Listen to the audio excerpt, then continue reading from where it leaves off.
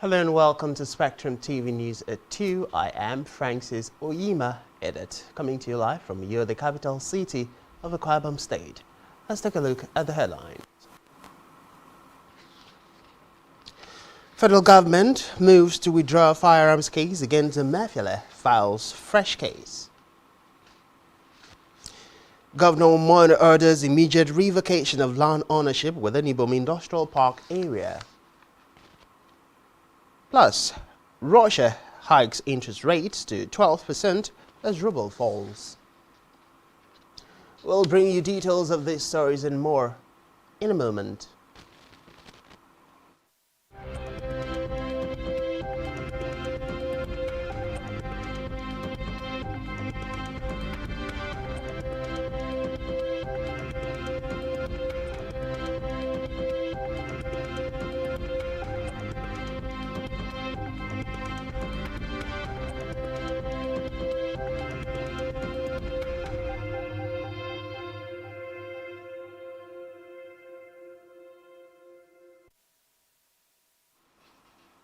Many thanks for staying with us. First in the news this afternoon is a report that the federal government has applied to withdraw the illegal possession of firearms case it filed against the suspended CBN governor Godwin Emefiele at the Federal High Court sitting in Lagos. The Director of Public Prosecution, DPP, at the Federal Ministry of Justice, Muhammad Abubakar, in an oral application told Justice Nicholas Owibo that the application followed the result of further investigations. However, counsel for Emefiele, Senior Advocate of Nigeria, Joseph Daudu, opposed the application, insisting that the government must first purge itself of the disobedience of the court's order granting Emefiele bail before its application could be taken. Meanwhile, Justice Owibo has adjourned till Thursday, August 17, to rule on the application. In the meantime, the federal government has promised to provide health coverage for over 50 million Nigerians, especially the vulnerable and elderly people, by 2027. A special advisor to the President on Health, Salma Anas Ibrahim, made this known in Abuja at the National Healthy Aging Summit with the theme, Decade of Healthy Aging in Nigeria, Situation, Challenges and Transformative Pathway. According to Anas Ibrahim, no one will be left behind in the federal government's universal health coverage. Meanwhile, the World Health Organization, WHO country representative Dr. Walter Molumbo said the desired goal of leaving no one behind was achievable with the determination of all critical stakeholders. Away from that, the Central Bank of Nigeria, CBN, has said it is set to take new measures to stabilize the naira against the dollar. Acting Governor of the CBN, Folashodun Sunobi, made the disclosure to State House correspondents after briefing President Bola Tinubu on what the bank was doing to halt the slide on Monday at the State House.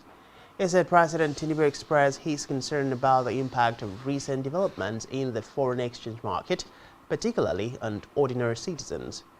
Sonobi said he assured the president that the CBN is actively working to improve liquidity and stability in the market, including addressing issues in the parallel market. To security now, where the Chief of Army Staff, Lieutenant General Turid Lagbaja, is on his way to the Wushishi local government area of Niger State, where bandits ambushed and killed troops. The Director of Army Public Relations, Brigadier General Onyema Nwachuku, made this known in an interview with newsmen. Nwachuku confirmed they were casualties on the troops from the attack. He added that the Army Chief was on his way to the scene to motivate the troops. On petroleum matters, the Nigerian National Petroleum Company Limited, NNPCL, has spoken up as regards the widespread concern of a possible hike in the pump price of premium motor spirit PMS, popularly called petrol. In a post by the company on its official X handle, the national oil firm and major importer of petrol into Nigeria said it had no intention to increase the pump price of petrol. Recall that oil marketers had on Sunday indicated that the cost of petrol would rise to between 680 naira per litre and 720 naira per litre in the coming weeks, should the dollar continue to trade from 910 naira to 950 naira at the parallel markets. In another development, the Ogun Area 1 Command of the Nigeria Customs Service has intercepted 1,245 live ammunition allegedly concealed in 203 bags of foreign rice abandoned in a bush path at Tombolo Junction near Yewa North local government area of Ogun State. The revelation was made by the Customs Area 1 controller Bamidele Makinde, who said the ammunition was with a 17,637 naira duty-paid value.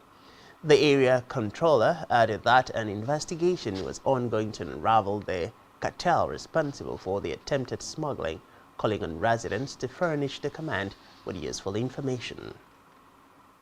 About 1,245 rounds of 70mm 2¾ ammunition of Lion Trust, Supreme and Red Star branded cartridges were found to have been ingeniously concealed in 20 bags of the intercepted foreign rice. While considering the potential danger of the ammunition of such magnitude, if successfully smuggled in, we redoubled our efforts to ensure they do not find their way into the country. It is a threat to the safety of the border communities and national security. The duty-paid value of the seized ammunition and rice is 17,638,145,000. Our acting Comptroller General promised us, apart from the matching order, I thought he gave us a week. Yes, sir. He mandated us that he's giving us just 1 week to make sure that we have something on ground. We are committed to ensuring maximum security of our borderlines with all sense of patriotism. Back here, Akwa Ibom State Governor Pastor Omoina has ordered the immediate revocation of ownership rights on all underdeveloped lands within the Ibom Industrial Park area at Mbayitem 3 to local government area of the state. Governor Ino, who gave the directive while inspecting the industrial park area in view of siting the proposed fashion and shoe factories, clarified that the purpose of this revocation was for overriding public interest. According to the governor, the state government was also considering reconstruction of collapsed roads around the area to ease transportation around the industries that would sprout within the industrial park. He decried the idea of a few privileged persons acquiring parcels of land in the area designated by the state government for industries and not using them for the intended purpose, maintaining that such was unacceptable and tending towards frustrating the good intentions of government as represented in the RISE agenda. He therefore directed the State Commissioner for Lands, Captain Iniobong Ekong, retired, to revoke all such ownership rights and reclaim the lands for government, stressing the readiness of government to bring in investors to utilize the space and create jobs for the people. In the meantime, the Akwa Ibom State Governor Omoina yesterday approved the commencement of work for a health center and subsequent relocation of the health post currently situated at Ikonkwo Village Hall to the new site.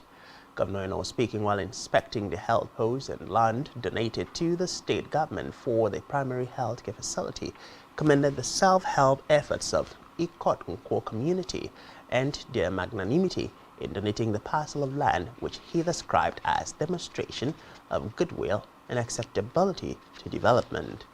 These, he added, underscores their collaboration as stakeholders in the development of the community and actualization of the goals of the RISE agenda. The governor also commended the health officer in charge of the Ikonkwo health post, Peace Afiong, for a sheer commitment to serve humanity by utilizing the makeshift facility to render healthcare services to the community. Earlier, the chairman, Ibesipo Sultan Local Government Council, Akun Asukwo, was full of gratitude to the governor for meeting the long-term yearning of the community. She said the new health center, upon completion, will be a health care heaven for antenatal and other women and children-related healthcare needs. On his part, the acting village head of Ikonkwo, Obong Ibange Inyama, also thanked the governor for the kind gesture and declared a total surrender of the parcel of land to the government, with assurances of community cooperation for the project to be executed.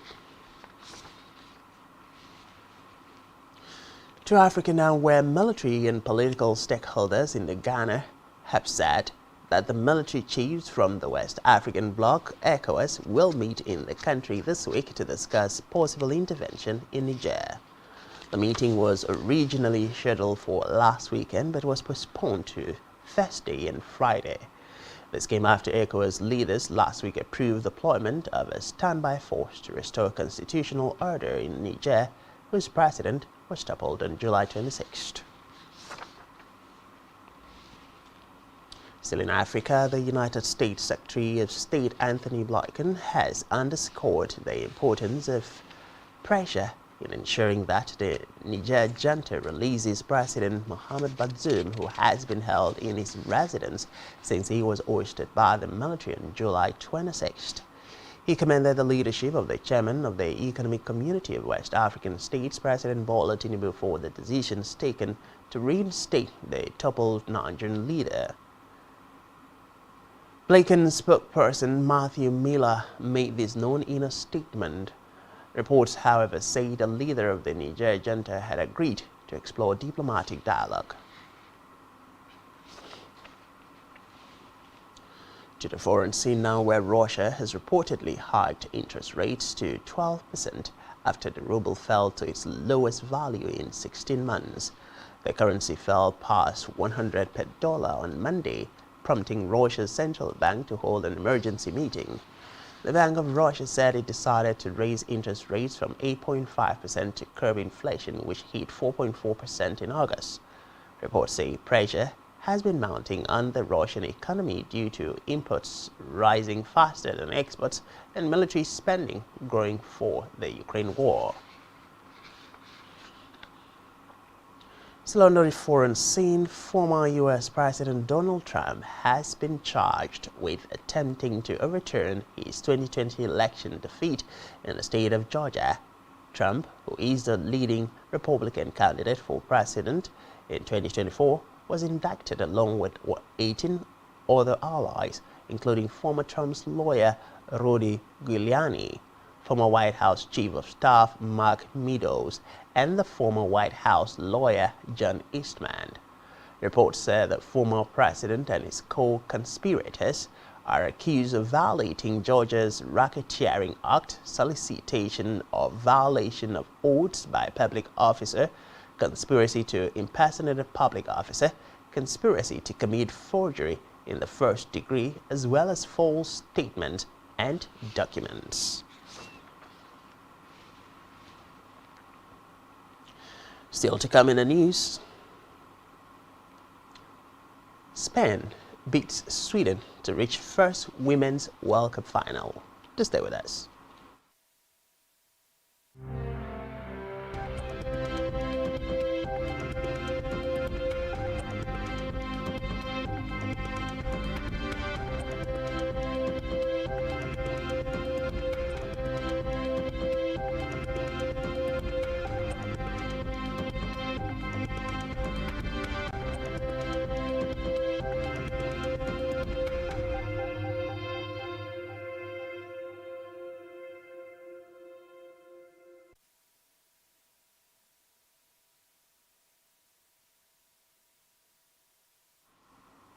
Many thanks for staying with us. Now to the rest of the news stories.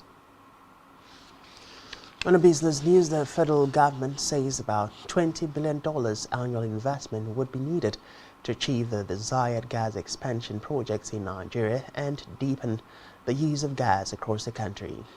It disclosed these through the Nigeria Extractive Industries Transparency Initiative, NITI, at the Decade of Gas Action Plan Dialogue, organized by the African Initiative for Transparency, Accountability and Responsible Leadership in Abuja. Executive Secretary NEITI Obonaya Oji explained that for the gas utilization policy of the federal government to work, there was a compelling need for deliberate ambitious investment in gas infrastructure.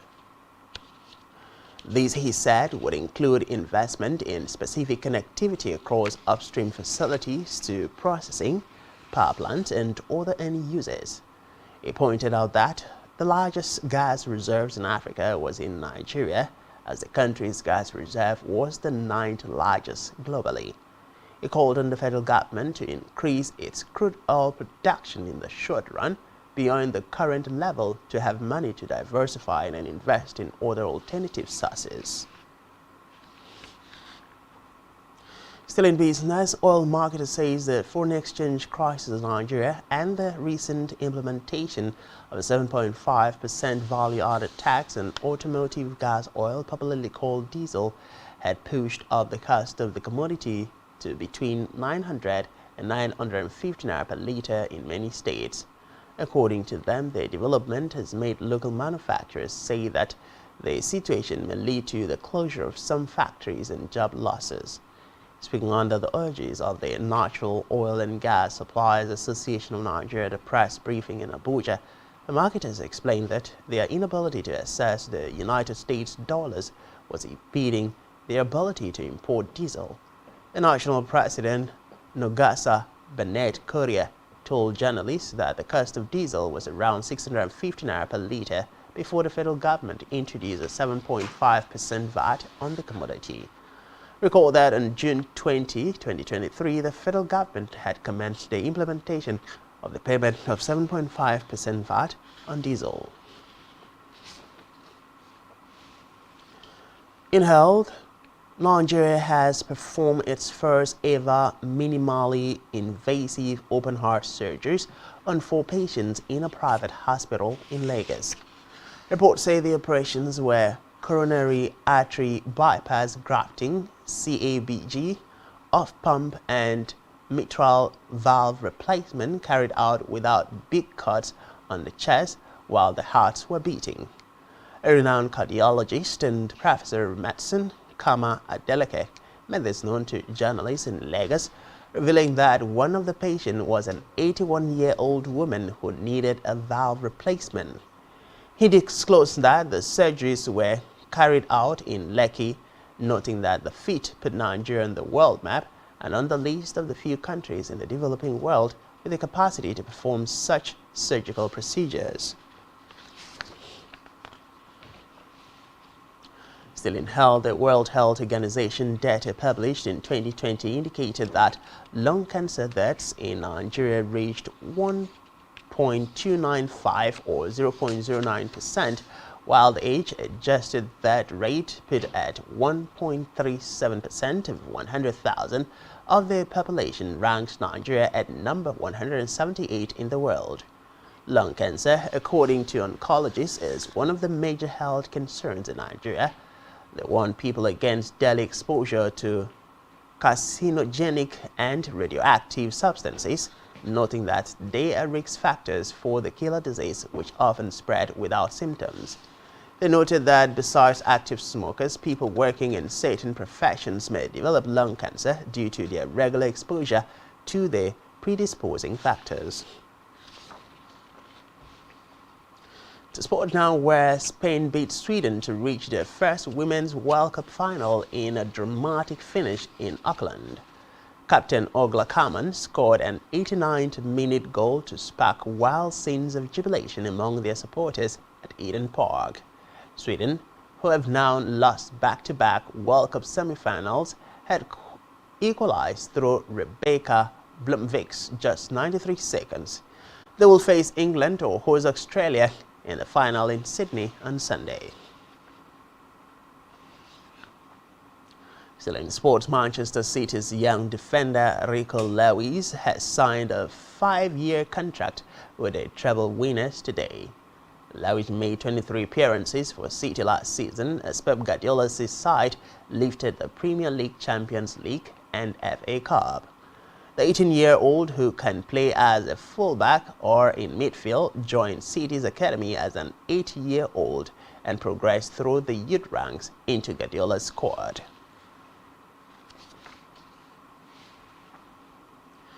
On our entertainment news, the Chief Executive Officer, $10 entertainment groups Muyiwa Otedala has endorsed Queen Staffia and iBoy MP with their new singles to be released on September 1st. Otedala said that part of the company's plans is to invest in the Nigerian entertainment industry to enable it to compete favorably with its international counterparts. He said parts of the plans include nurturing up-and-coming artists, saying they represent the future of the industry, which would be in various aspects of the industry. According to him, the plans include songwriting promotion, branding, scriptwriting, production, directing, photography, video editing, and audiovisual work.